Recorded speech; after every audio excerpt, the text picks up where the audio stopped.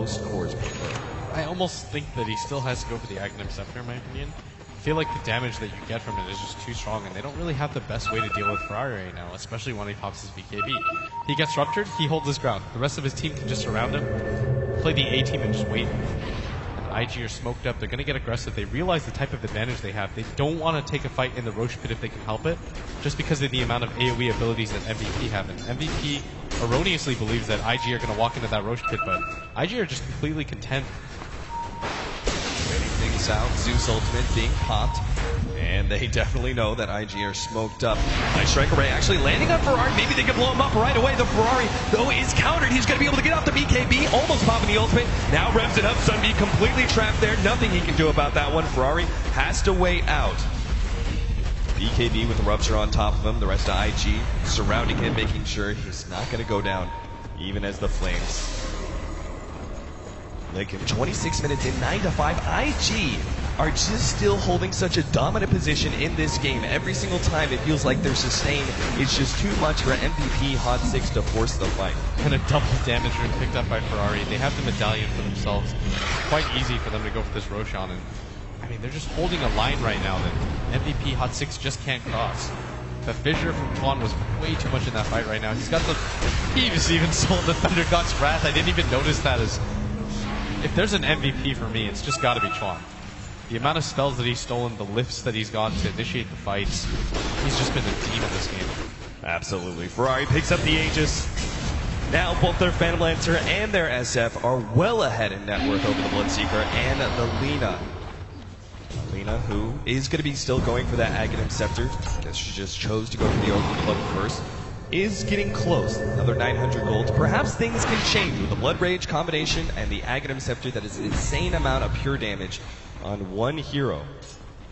Maybe enough to be able to catch out and blow up one hero before that Shallow Grave comes in from the Dazzler, which just seems to be the saving grace every single time. I think the problem right now for MVP Hot 6 is they don't have a reliable way to lead a fight. Like, you don't have anything that's going to break the BKB or catch him before he can get the BKB off. Maybe Jarek's getting a Blink Dagger is the best option that you have right now, because if MP uses him up in the air, Burning just pops his BKB, turns and fights. If you rupture him, then they hold the line, sit behind him with the Shallow Grave and the mech, and there's not much you can do about it. Careful for Rev. He's running into 3 heroes, has to bounce himself back. And IG once again playing very well around that rupture, always in a defensive position. The heals to make sure that Thirst doesn't stack too much. They don't see this charge coming, but I don't even know if he continues to go for this. He keeps on going, and oh, Jesus, already blowing up the Jakiro. Rest of MVP Hot 6, not much they can do. They don't want to be fighting into the Aegis, so all they're going to do is try and split push with MP at the top lane, but it's not going to make much of a difference as IG take their first Tier 2 tower away from MVP. They're just playing such a careful, exacting game right now as MVP Hot 6. They're just not getting any room to breathe, and IG's just not taking any chances. They continue to 4-man around the map. They continue not to overextend. They play 4-man Dota over and over again. They're completely comfortable with MVP going for the split push style because it's still just Alina.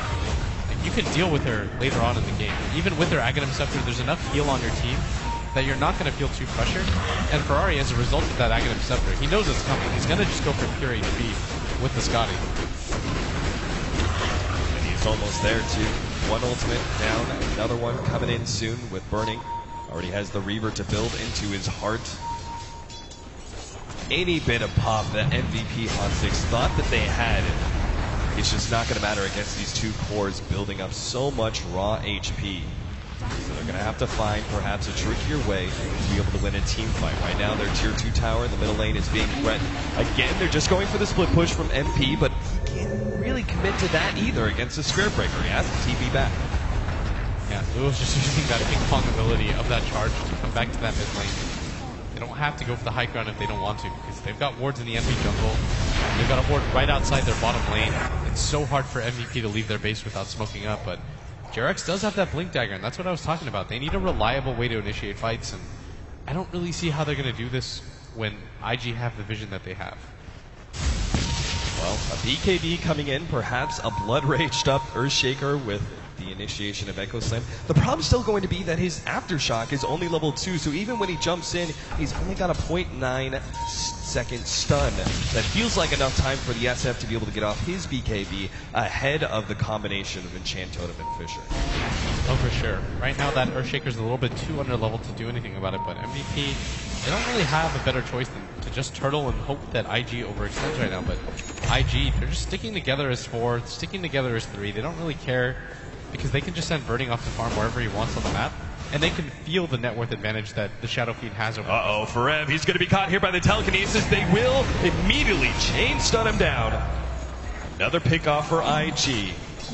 As you said, staying grouped up as 4, finding the openings, and Burning just making sure that those lanes are pushed to the MVP Hot 6 side of the map. There's that Scotty. Ferrari now reaching 2,300 HP by 30 minutes. Yeah, it's pretty absurd right now, the amount of farm that he has. MVP Hot 6, I mean, their stomachs are going to go cold after they see that. Is going to be quite worried about how they're going to have to deal with Ferrari at some point in the game. The Aghanim Scepter on Lina is complete, but she's still only level 13. It's not quite enough damage to be able to slice through the amount of health that he has. He has 2,300 HP with the mech boost and 1 Shadow Wave. It pretty much cuts the Lina ult in half for him. Chuan, he's going to find it. Heen trying to go for the TP out, but immediately blink in from Chuan plus the telekinesis stop, and it's just inevitable at this point. Heen has got to be accepting his fate soon. His Spirit Breaker comes in, the Lance is there as well. He just backs himself up into a corner, but there is no escape.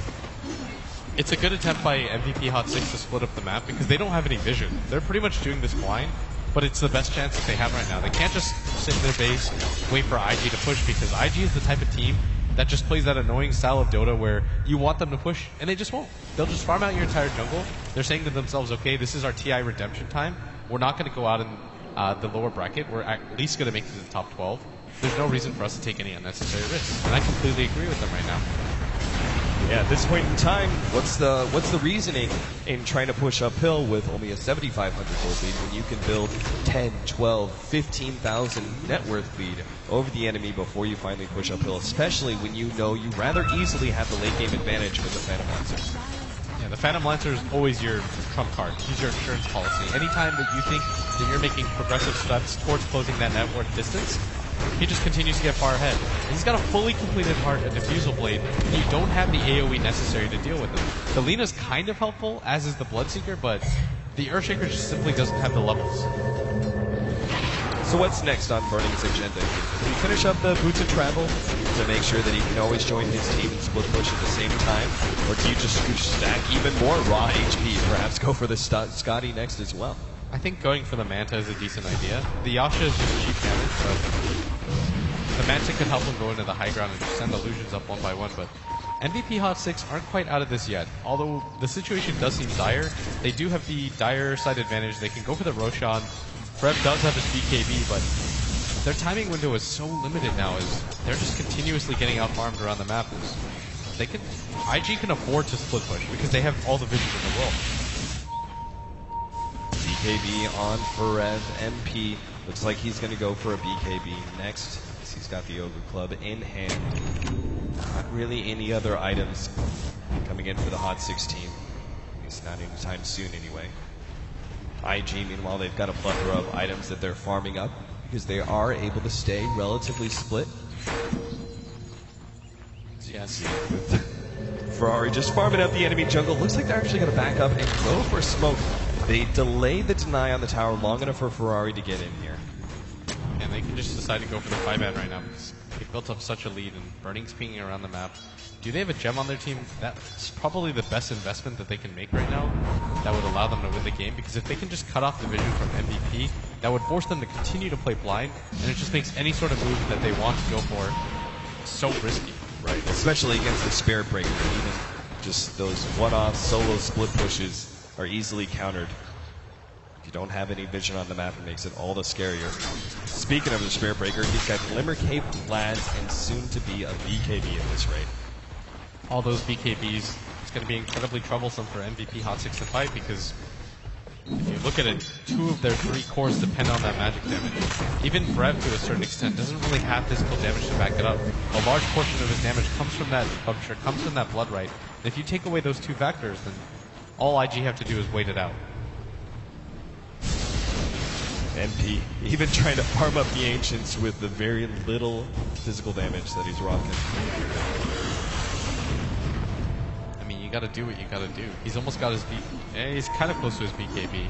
But Charge coming in. Keen is the target. Turns around through the ice path. Once again, does get it off. And there's a blood right on top of that one. They changed on him pretty well. Forev now starts going for that kill with the ultimate on top of that one. Spiritbreaker takes a lot of damage, but that now Scotty's he's slowing down by that Scotty so much. And now he's going to be bumped by the Spiritbreaker ultimate as well. He goes down.